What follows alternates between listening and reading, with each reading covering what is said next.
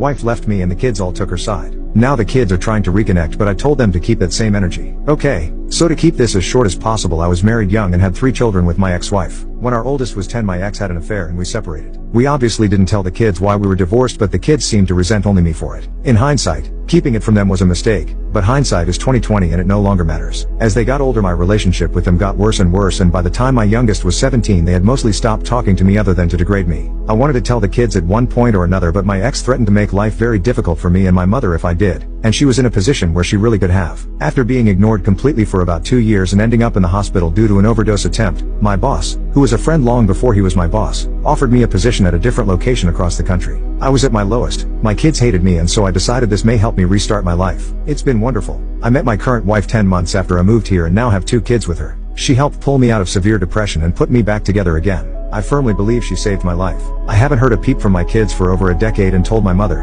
who they still saw until her passing long ago, that I didn't want any more updates about them after my middle daughter got married, and it sent me into a spiral. So I have no idea what they're doing, if they're married, if they have kids, etc., and I don't want to. After so many years, I finally moved on from that life 100%. So the whole reason for this post is because I got a call from that area code and answered it before thinking. All I heard was "Dad?"